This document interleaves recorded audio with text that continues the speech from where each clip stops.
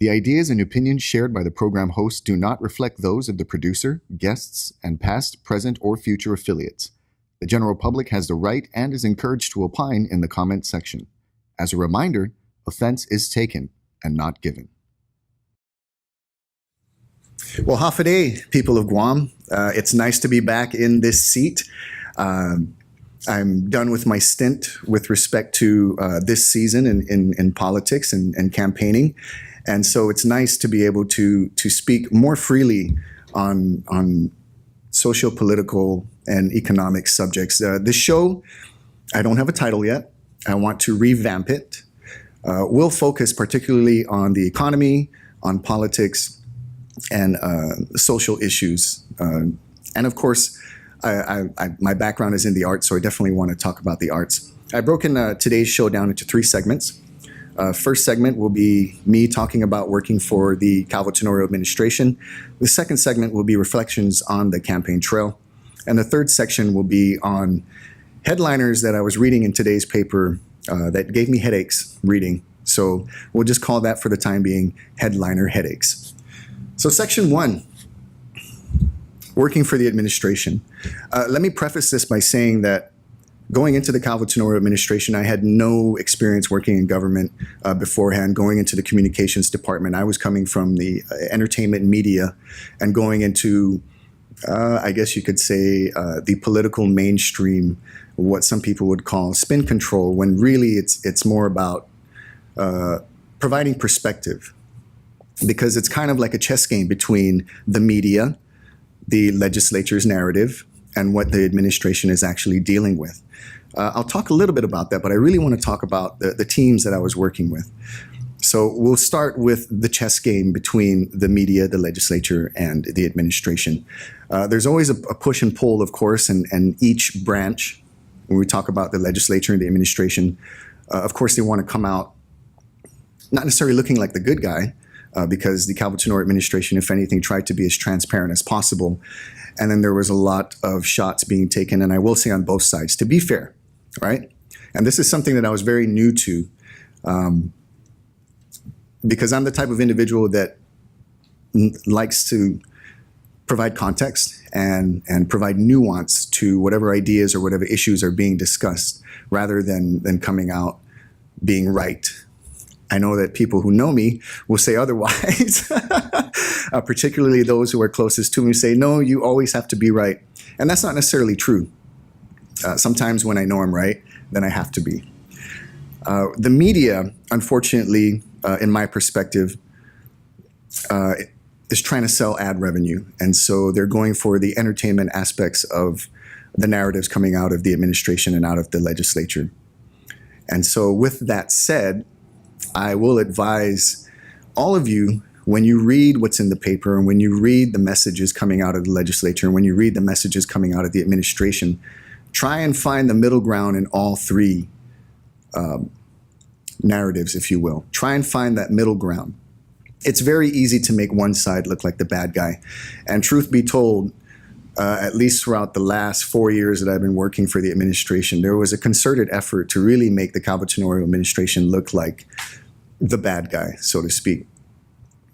I have nothing but respect for Governor Eddie Calvo and Lieutenant Governor Ray Tenorio.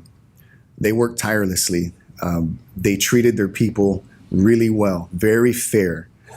And they tried to surround themselves with professionals who valued the work that they did and the impact that it had with respect to the people of Guam. Through my conversations with Governor Calvo, I experienced his wisdom.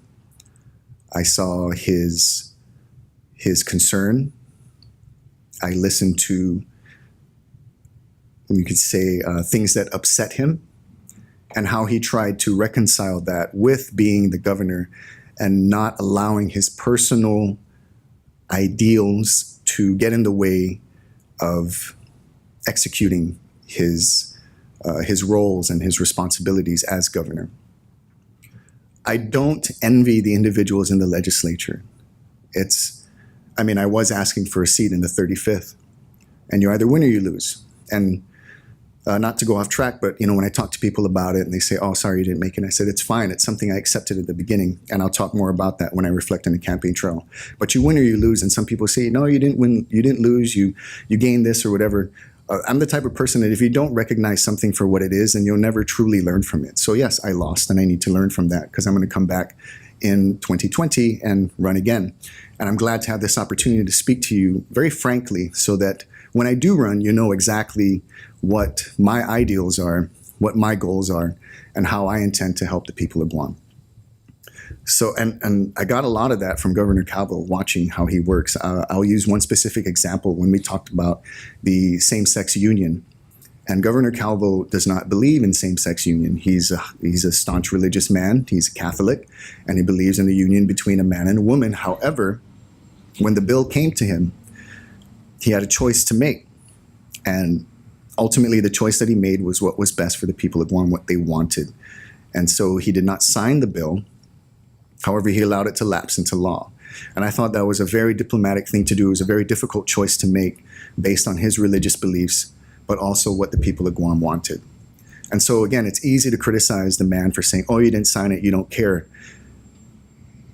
But again, when you add the context of the fact that he's a deeply religious man and you put some nuance into the thought that he allowed it to lapse into the law, means he went against his religious beliefs to provide the most fair outcome for the people of Guam.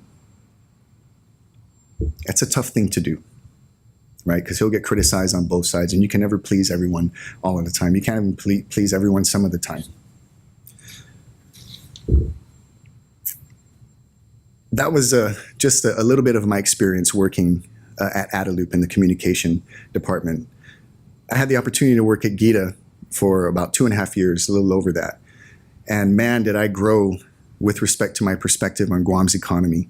Gita is probably one of the most critical agencies as far as the economic growth, of course, because it's the Guam Economic Development Authority. But they got a really bad rap the entire time that I was there. They were accused of giving away money to the rich. And again, there was no nuance there. There was no context, particularly with the qualifying certificate. The qualifying certificate creates investment incentives for individuals both locally and foreign, particularly foreign, because if we're trying to grow the economy, it's difficult to do that with the existing investments that are on island. When we get foreign investments, these individuals bring in money that did not exist in our cash pool, in our revenue pool, thus increasing it, allowing our local investors to expand their companies and hire more people. Again, entrepreneurs, business owners create true jobs. When the government creates a job, it has to take from the working class to pay their employees. Now, I'm not saying that, and it's very important, again, I'm not saying that the employees of the government are bad people. In my experience, the vast majority of the individuals that I worked with in the government are hardworking, dedicated individuals that take their job seriously. Again, they take pride and they try to fulfill the value of their role with respect to the impact that it has on the people of Guam. The qualifying certificate is a tool that was created to attract investors into this tiny rock in the middle of nowhere for them to invest their money. We've seen how that could benefit the island with the tourism industry. Now, there are those who would argue that a lot of the money, a lot of the profit goes off island. Fair enough. These individuals come in, they spend hundreds of millions of dollars up front so that they can get their return in the back end via the tax abatements or the, I can't think of the term right now, but via the tax abatements or tax rebates. Thank you very much. There it goes. Again, hundreds of millions of dollars up front. Do they deserve their profit? Yes, absolutely. Too often is profit seen as a bad word. Profit is what creates jobs. Plain and simple. If you look at our local entrepreneurs, and it's really exciting to see that in the last 4 years, we've seen this growth in food trucks. We've seen this growth in local brands. Part of that is because of the fact that through the leadership of Governor Calvo and Lieutenant Governor Tenorio, the island's economy has flourished. We see that reflected in our gross domestic product, for those of you who understand what I'm talking about. The gross domestic product per capita has increased over the years, year over year. Now, I don't know everything about this, but I do believe that I have a basic understanding of the economics in Guam. And so I wholeheartedly support the business community because, again, entrepreneurs take all the risk to invest in their dream. Most of them fail, but some of them do succeed, and the ones that do succeed create true jobs, true opportunities for the people of Guam. And I'll get into that when I talk about reflecting on the campaign and part of my platform issues. I'll get into the details of that. So working for this administration has been one of the best experiences of my life. I mean, from malfunction to experiencing that artistic and creative explosion working with Chris Barnett and Andy Wheeler and finding that artist in myself. And a lot of it was satire, but to create political satire, you kind of have to have a general understanding of politics and government.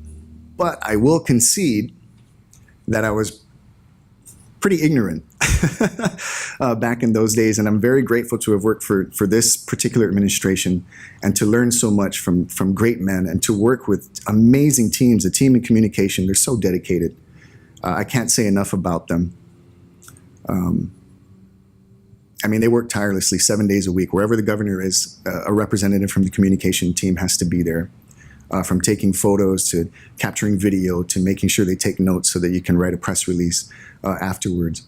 Working with the team at GITA, those guys were just so helpful. They were so knowledgeable as everything that they did, and they were so willing to share that knowledge to empower their fellow employees so that GITA could work cohesively as a unit.